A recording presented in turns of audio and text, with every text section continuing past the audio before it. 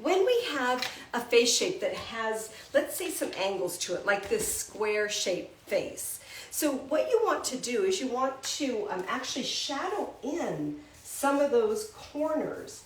And a round shape actually looks very beautiful on a square shape. So I've got Washington, Canada, New York, Ontario, the Philippines, Texas, Temecula, hello, Oklahoma. So glad you guys are here. San Diego, love you guys, San Diego. Mexico, beautiful. Okay, let's keep going on face shape.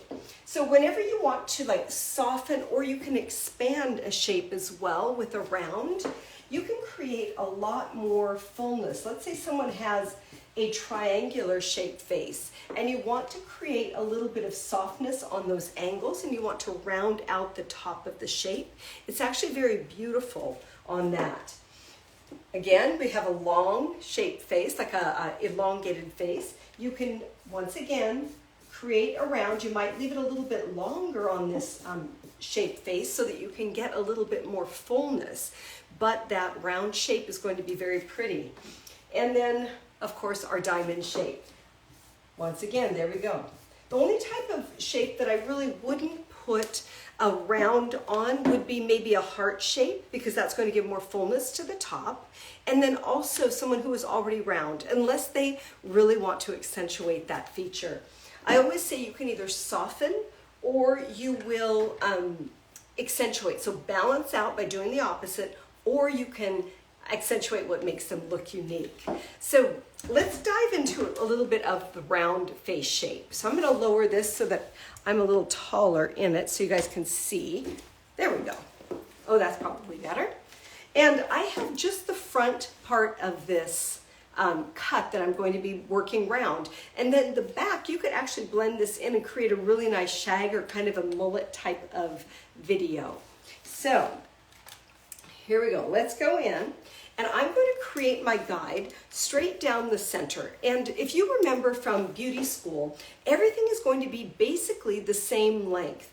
The reason I love the round layers is because they round both vertically down the head and then into the face shape as well. So it creates this really pretty area that can be a bang, or it can be, you can do something else with it, but it is actually very beautiful and soft. So as I'm working with this, I'm going to be taking and I'm going to be working straight out 90 degrees from the head. Now, 90 degrees from the head, you can always find it by placing your comb directly on the top of the head, and then where the teeth are, right in the middle. So let's say that you're flat in between my fingertips, right there. There it goes. There goes one. Do I have another one? Nope, I'm going to use it. This is the old joke. We used to say pasteurized. Like sanitized, but pasteurized, you know, like milk. Anyway, so it's a dumb joke. I have several of them. So right here we have 90 degrees, and then when you tip the head forward or tip the comb forward on the head, that 90 degrees follows you all the way around. So we are going to be working with 90 degrees into the hairline. Whenever you layer all the way into the hairline, you expose the hairline. Some of you got my joke, thank you. You expose the hairline. So the shape that we're going to see will mimic that of the hairline, which is very soft. So here we go. I want to leave this relatively long. I don't want to take it super, super short. So let's go about here. And I like to cut my shapes blunt. Those are my texturizers. That doesn't do us any good. It would take a long time. I like to cut my shapes blunt when I'm doing these videos, just so you can actually see the lines. So every time I move forward on the head, I have to reposition my fingers. So I'm right here. I'm going to position my fingers now for the next little bit of hair, all the way down into that front area. So technically, if we're doing this properly, and this is always the moment of truth, this hair right here on top should be exactly the same length as the hair in the front. It gets difficult when you go down the back, which is why I'm doing the front. It makes me look better. Okay, somebody just asked, what about a deep recession? What should you know about that? If someone has a very deep recession, meaning they they have like a really, we call it a huge parking lot, then you would not do this haircut on them. I would probably take a band about 1 inch wide, leave that down and out of the shape. You could round everything else out, then dry it and then etch that in. So you could soften that by doing that. You don't have to go all the way into the hairline because it would really expose that. It wouldn't be as pretty. Okay, so I have my guide working into the front hairline. Now I'm going to create my guide into the ear. And then what I do is I pivot all the way around. So I've got my guide there, and then from the top down. Now I'm working with short haircuts right now in my Sharp Scissors Society, which Sharp Scissors Society is my monthly membership. It's $14.97 a month. And we cover all sorts of things. I typically have done in the past my back pocket techniques, which are the things you see me doing on Instagram, like the channel cutting, the different types of fringes, all of those things. I do those, only I teach them instead of just doing bullet points like I do on Instagram. So I delve into it and actually teach the different techniques. So let's double check this. Got that. And I'm pretty happy. Okay, so I'm going to get that guide on the other side, might as well. I like to have guides. I just got back from Atlanta doing a 2-day hands-on class for like 12 people there. It was awesome. We had fun, and then I was at a salon called Intrigue Salon. Some very talented stylists in that area. Okay, straight out. So everything needs to be straight out from the head. So we're working all the hair the same. Oh, is that Rose? Hi, Rose. I think Rose was attended the Look and Learn in my class. It's nice to meet you. Okay. All right, so now I'm going to work, and I want to show you on the board. I'm going to sneeze here in a second. I want to show you on the board where the guide is and how I'm going to work. So I've got my pivoting point right there. And I've taken and I've created my guide, and it's out in these 3 areas. So I have a guide that's running throughout the hair. So I've got my guide going this way, all the way around, all the way to, we're stopping at the ear area. And then I have my guide going this way as well. Now, all that remains to be done is to actually connect them and make sure they're the same. So I'll be pivoting around like that. And then I'll blow dry off that front, and you can see kind of how the shape develops and how soft it is. So when you're working with round layers, we want to use a traveling guide. And traveling guide means traveling body. So we have to move around as we're creating the shape. So splitting that, I should have just a small amount of my new hair and more of my guide, working straight off of the head. And you'll be able to see at the end how this mimics the hairline. So taking a little bit of new hair and some of the old hair, then working directly off of the head. I always think that I always used to hate this haircut in beauty school. I thought it was so ugly. Well, everything we did in beauty school was pretty much ugly, but, or when I went to beauty school, it was kind of ugly. This is actually really a soft shape.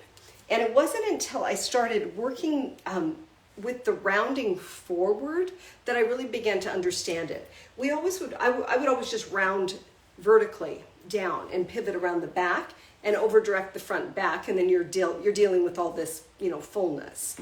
So hang on, this much, I'm terrified to cut this much. Yes, it can be scary to cut this much, but if somebody wants shorter hair, they want, a different shape, we have to do something different.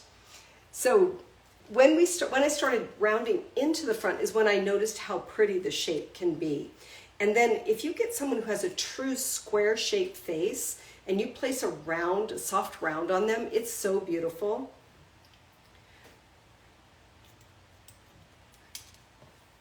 just working straight out from the head. And you'll notice I have to reposition. I can't cut too long of a line into when you're cutting around, because you'll cut squares, and then each time you cut your square, you'll start cutting shorter. So just taking that pivot. I am headed to New York this weekend. I think you guys know that I was working on a class called Synergy, which is part of the Cow Corporation, which is Goldwell, KMS, Orbe. They own all of those. And we came up with a new cutting program that was launched recently up in Toronto and here in the US. I'm almost here for it. There we go. I got that question. And so we're actually doing a train the trainer. So I get to spend some time in New York. That'll be fun. Then heading up to Rochester, Syracuse, Rochester, I think. And doing a hands-on program there. So if anybody's interested, just DM me. Okay. Let's see, are there any, let me see, or consider shortly or somewhere to go. Okay. If there's any questions, go ahead and type them in the chat, and I'll try and get to them. I've had so many people comment, they're like, you talk too much, just cut hair. So I'm trying to cut more hair.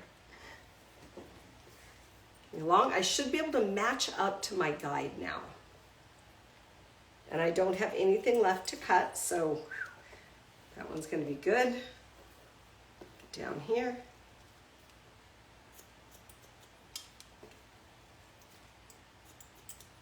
Okay, so let's take a look.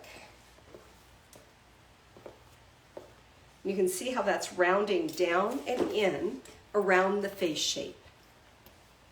So it isn't just rounding vertically, it's rounding into the face as well. So continuing on, let's get this other side. I'll work from the center out. Once again, that's our pivoting section. So when you're pivoting, you're working off of that one point. So this one point I was talking about right in the middle, you have to make sure that you grab that piece each time.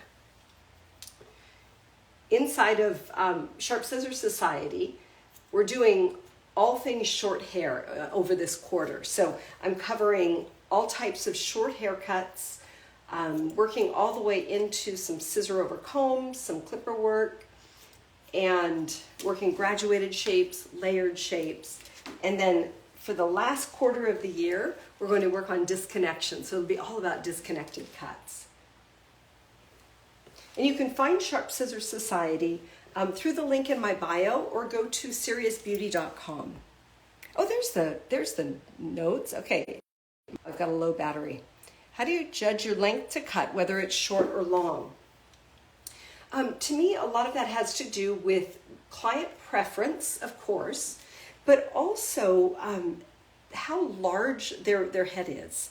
Because you can cut something that is, beautiful on one person and might look completely too long or too short on another. And so it depends on kind of the softness and the amount of fabric, hair that the person needs. So if you think about it in terms of a jacket, someone with broader shoulders or a larger bust, whatever, they are going to need more fabric to cover them. And the head form needs that as well. So if I'm wanting someone to have more fullness above the cheekbone area, I wouldn't necessarily take them super, super short, because the shorter the hair gets, the smaller it will tend to get, unless you're standing it, out straight from the head. It's a really good question. I think it does depend on the balance of the person. And in my last class that I did, we had 2 live models, and we actually went through and I did a whole analyzing process on them and how much hair they needed for their body structure, that type of thing. So there's a lot of things that come into play. Can we still buy tickets for this weekend's cutting class? It's not a cutting class this weekend. It'll actually be next weekend. And that one is up in Rochester. It's Goldwell, New York is the distributorship. So if you go to their website, Goldwell, New York, I believe, I don't know if there's any tickets available still, but you could sure try. And then I'm going to be in Texas, Dallas, Texas, doing a hands-on program mid-August. I think it's the 15th or 16th of August. Okay, let me see if there's some others. Oh, I make you want to cut hair. That's so sweet. Sharp Scissors Society. Is there recordings of the classes? The classes are not recorded, no. I'm going to be up in Toronto. Is it Toronto or Toronto? It's always, I don't ever know. I say it both ways to make sure I hit everything. I will be up there I'm teaching in November. It's a 3-day program. So if you go to the Toronto Academy, the Cow Salon Division Academy in Toronto, they have the listing for that class. It's called Synergy. It's a beautiful class. Okay, let's see here. Just keep going. Give us info for Dallas. Send me a DM and I'll give you info for Dallas. I don't have that right with me. I should have grabbed that. Sorry about that. But if you send me a DM, I will send you info on Dallas. They're calling it, I think it's Munch and Mingle or something like that. It's going to be on models, and I don't think that one's a hands-on class. I think that's a demo only. So it's like an evening event or afternoon event, I think. I want to see what other comments are on here. It always stops, and so I never see all the comments. So I think people aren't commenting. Okay, you can see I'm rounding down into that hairline, following that pivot. So all of my partings go all the way into the hairline, pivoting around. My haircut is a textured bob. So it's a 1-length bob. It has a lot of texture on the bottom and then just a couple of layers in through the top. And I will do a recap in just a moment, yes. So let me finish this area. So see, I'm working down into the hairline on the sides. And everything has been done round. So I'm working just straight out 90 degrees from the head. She's starting to dry. It's really warm up here upstairs. I don't know about you guys or where you're at, but I'm in Washington State in Spokane, and it is, I don't know, a good 90 at least outside right now. We have a lot of work done on my yard, which is so exciting. Just a little bit of extra length there. Okay, what else? What other? Is this live going to be saved? Yes, it will. It will be on my regular page. But if you're enjoying this, then I would really encourage you to go to my website, which is seriousbeauty.com, and check out Sharp Scissors Society. Because if you like the education and the way that I educate, that's what it is. It's just me doing what I'm doing right now, being very real. I mean, I do just real hair. I shouldn't say just real hair. I do hair that I do in the salon. So, okay. There goes another one. You always know it's good when it's a 2-comb haircut, right? Okay, so I'm going to leave the back in its clips because it isn't blended for that, but I do want to blow dry this really quick just so you can see it. The recap for the guide on this is I took a central vertical guide, so just a 1-inch guide right down the middle, and then pulled that straight up, kept everything 90 degrees from the top of the head, and cut my guide round. So I'm following the head form round. Then I also took a guide on the side, so right at the ear area. I find this keeps me balanced. It's usually pretty easy to go around the back and be balanced, but in the front, I like to get the guide in the middle and the guide on the sides in order to start. Otherwise, I tend to like lose my way. So I'm just going to use, let's see here. A little bit of, this is a thickening spray from KMS. Just gives me a little bit of control. I don't need a lot in this. And then go ahead and blow dry.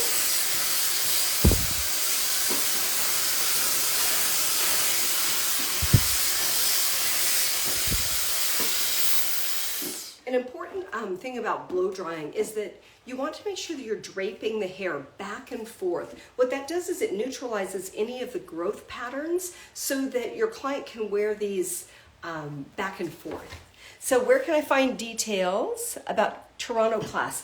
That will be, if you go to Cow Salon Division, I believe, or Cow Salon Academy, Toronto, you should be able to find it there. And it's a class called Synergy.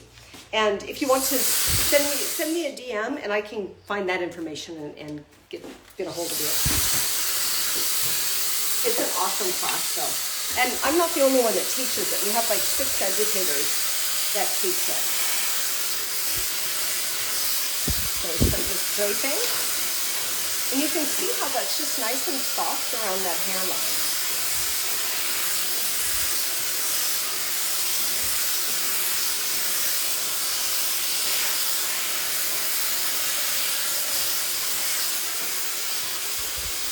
Like I want to take the back out and just see if it'll blend. Or just blow dry when you have the clips in the hair. And then maybe I'll blend it out into like a little mullet. Would you guys want to see that? You're kind of going back and forth. Oh dear. Okay, so there's a lot more. There we go. Somebody said they love the way I cut hair. Thank you. I love cutting hair. It's like so much fun. See how pretty that is and how soft that becomes around the front.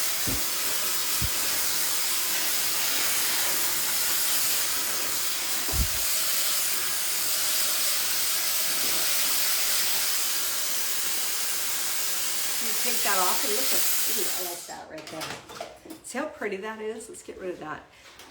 Even if you just did like this little round shape, then you could take the bottom off and create kind of this cute little layered bob type of shape. I like that. Of course, we do have the back, so she's got a little bit more of like a mullet-y type of feel. But, you know, mullets are cool if you love them. My friend Jacob Kahn, I do a lot of shows with him. He always says, mullets are really cool, but only if you want one. And we wanted one in this case. Okay, so now what I could do is I could go in and just soften this shape a little bit. And what I would do for that is I would go in and just create some texture. So if I'm texturizing a line and I want it to be softer, I'm going to be working from the outside in. So I'm not really trying to remove a ton of weight with this. All I'm doing is I'm just softening the shape that I've created. If I wanted to remove weight out of my shape, I would be working from the inside out. That's a whole different class, but this is just softening the actual shape that I have. And this should be able to be worn either direction. If I wanted to encourage movement one way or another, I could place in, let's say we wanted to wear it off to this side, I could place in some channels. Short hair will always push long hair.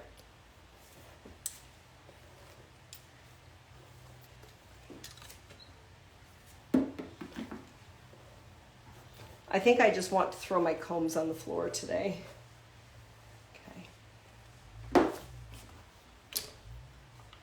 Okay, so pretty much what we have is we have a round shape that can be worn either direction. I just softened it a little bit going this way.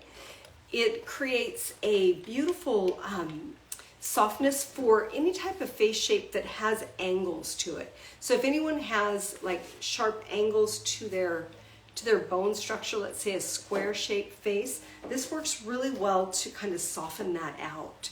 So a lot of people can wear round shapes, but you just want to be careful, you know, how long it is and where you place it. This is my texturizers, narrowing that shape out on the bottom a touch. Coming through, just working almost like a little channel through. These are my angel blades. They're also available at SeriousBeauty.com. Okay, so there we have it, you guys. We have a round layer haircut in through the front. I left the back, so that didn't really connect, but it kind of still looks a little bit cute. I like kick it out a little. And we created this by working with 90-degree layers. So everything is basically the same length, which allows it to round downward in onto the sides and then also into the front. You guys, thanks so much for joining, and join Sharp Scissors Society. Go ahead and take a look at that. And if you're interested in a lot of design elements with face shapes, a lot of that stuff is going onto my subscription. So you'll see a subscription button. It's $9.99 a month, and you can do that. That's on Instagram. So I've got a couple of different options for you. Have a wonderful weekend coming up, and I hope to see you guys in either Toronto, New York Academy for Cal, because we're teaching Synergy there as well. That one's in December, I think. And then maybe Dallas. So we'll talk to you later. Bye.